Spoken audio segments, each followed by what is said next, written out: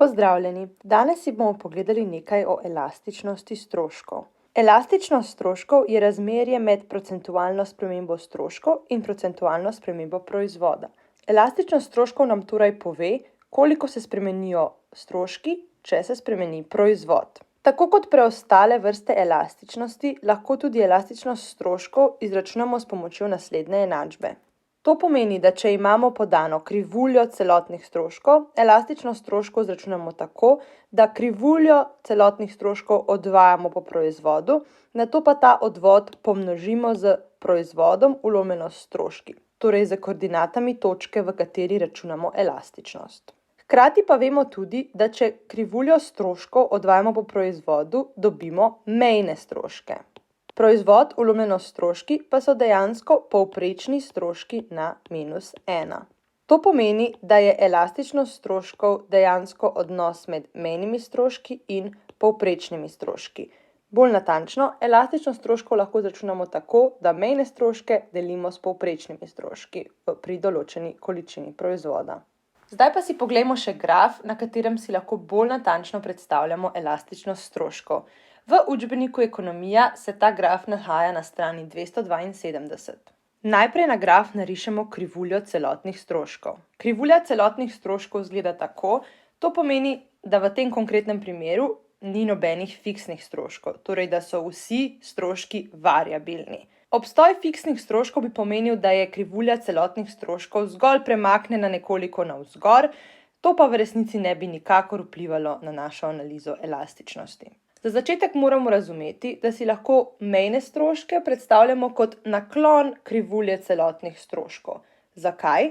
Ker nam mejni stroški povedo, koliko se spremenijo stroški, če se spremeni proizvod. Torej gre v resnici za naklon krivulje celotnih stroškov. To pomeni, da si lahko še bolj natančno grafično mejne stroške predstavljamo kot tangento na krivuljo celotnih stroškov, oziroma bolj natančno tangens kota med x-osjo in tangento na krivuljo. Kasneje v videu bom še bolj podrobno razložila, zakaj je tukaj dejansko res, da so mejni stroški tangens tega kota. Podobno kot si lahko mejne stroške v neki točki predstavljamo kot tangens kota alfa, torej tangens kota tangente in x-osi, pa si lahko povprečne stroške predstavljamo kot tangens kota med x-osjo in sekanto iz izhodišča na določeno točko.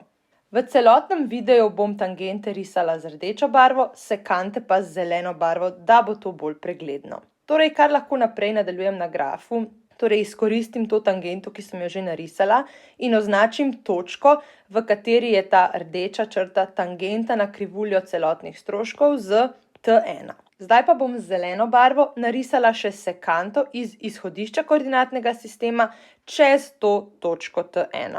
Kot med sekanto in x-osjo pa bom vedno označevala z beta. Tangens tega kota beta je torej enak povprečnim stroškom. Več o tem malce kasneje. Na splošno moramo, ko si predstavljamo elastičnost stroškov, razlikovati 3 različne situacije. Elastičnost stroškov je lahko enaka 1, manjša od 1 ali večja od 1.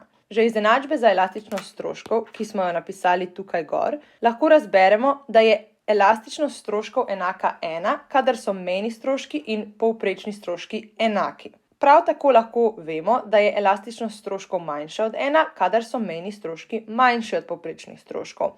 Večja od 1 pa je takrat, ko so mejni stroški večji od povprečnih stroškov. Iz učbenika ali pa iz drugih videov se lahko spomnimo, da so mejni stroški in povprečni stroški enaki v minimumu povprečnih stroškov. Drugače rečeno, mejni stroški sekajo povprečne stroške v njihovem minimumu. In vemo, da če se dve krivulji sekata, to pomeni, da sta v presečišču enaki oziroma imata enako vrednost. Torej, da poiščemo točko, v kateri so mejni stroški in povprečni stroški enaki, moramo v resnici na grafu najti točko, kjer sta tangenta in sekanta enaki, torej sovpadata. Najlažje to naredimo tako, da iz izhodišča potegnemo črto, tangento, in pogledamo, v kateri točki se ta premica dotika naše krivulje celotnih stroškov. Ta tangenta, ki sem jo zdaj narisala, pa je hkrati tudi sekanta iz izhodišča na to točko. Točko bom označila za T2, da bo jasno, da je ta premica tangenta, prav tako pa je tudi sekanta iz izhodišča, torej premica, ki gre skozi točko T2 in skozi izhodišče koordinatnega sistema, bom čez rdečo črto narisala še zelene črtice. Tudi ta kot alfa je dejansko enak kotu beta, torej kotu med sekanto in x osjo. Zdaj pa lahko nekaj več povemo tudi že o elastičnosti v teh dveh točkah.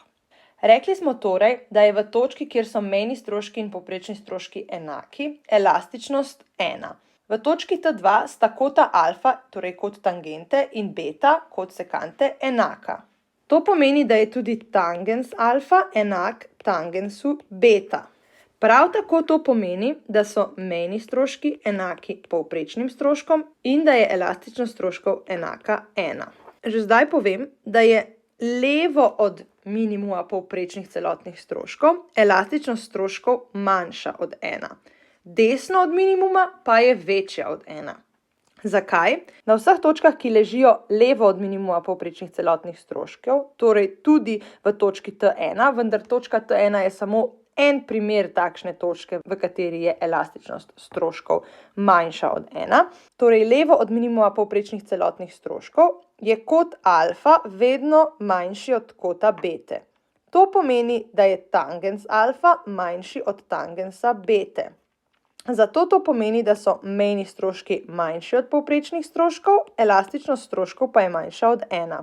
Zdaj pa si izberimo še eno točko na krivulji celotnih stroškov, ki leži desno od minimuma povprečnih celotnih stroškov. Naj bo to recimo točka T3 tukaj. Spet moramo narisati tangento skozi to točko in pa sekanto. Zdaj nam je verjetno že jasno, da je desno od minimuma povprečnih celotnih stroškov kot alfa večji od kota bete, tangens alfa je večji od tangensa bete, mejni stroški so večji od povprečnih stroškov in zato je elastičnost stroškov večja od 1. To velja za vse točke, ki ležijo desno od minimuma povprečnih celotnih stroškov.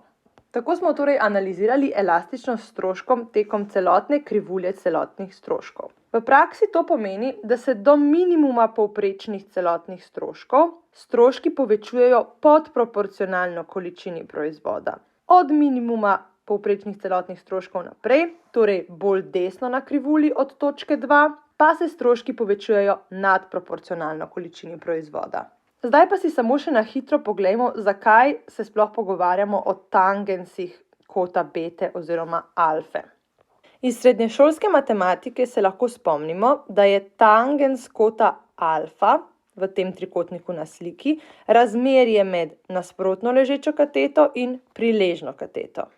Če spet narišem krivuljo celotnih stroškov, nam bo mogoče jasno, zakaj so v bistvu povprečni stroški v neki točki na tej krivulji celotnih stroškov tangens kota beta, beta pa je kot med sekanto in x osjo. V resnici imamo na sliki trikotnik, ki je zelo podoben tistemu, ki smo ga narisali prej. Z rdečo sem označila stranice tega trikotnika, lahko jih tudi označimo podobno kot prej, A, B in C. In tangens kota beta na tej sliki je v resnici razmerje med stranico B in stranico A. Če pa to apliciramo na konkreten graf, ki ga imamo pred sabo, pa vidimo, da je v resnici stranica B dejansko količina oziroma višina celotnih stroškov v tej točki. Stranica A pa ni nič drugega kot količina proizvoda v tej točki. Celotni stroški vlomljeni s proizvodom pa niso nič drugega kot povprečni stroški. Podobna logika pa velja tudi za tangens kota alfa in mejne stroške.